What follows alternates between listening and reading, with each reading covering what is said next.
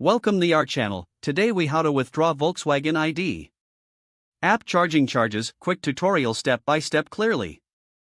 Open the Volkswagen ID app on your device. Log in with your Volkswagen account credentials. Navigate to the charging section within the app. Locate the charging session for which you want to withdraw the charges. Tap on the specific session to view the details. Look for the option labeled Withdraw Charges or similar. Select this option to initiate the withdrawal process. Confirm the transaction when prompted by the app. Once confirmed, you should see a notification indicating the withdrawal was successful. Check your account balance to ensure the charges have been retracted. If there are any issues, refer to the help section in the app for further assistance.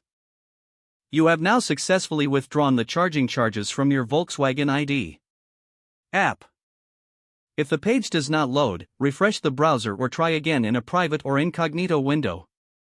Make sure you are using the correct email address, then retype it carefully to avoid small typos. If your password is not accepted, use the reset option and create a new strong password you can remember. Check your spam folder for verification or security emails, then complete any requested confirmation steps. Enable two-factor authentication if available to improve account security and reduce unauthorized access risk. After signing in, review your profile details so your contact information and settings are accurate and current. If you see an error message, note it down and try again after restarting your device and internet connection. Log out when you finish, especially on shared devices, to keep your account and payment information secure. If the page does not load, refresh the browser or try again in a private or incognito window. Make sure you are using the correct email address, then retype it carefully to avoid small typos.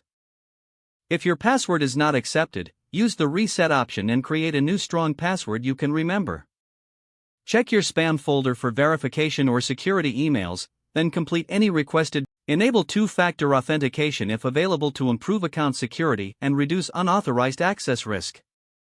After signing in, review your profile details so your contact information and settings are accurate and current. Don't forget to like this video and subscribe to our channel for more step-by-step tech guides.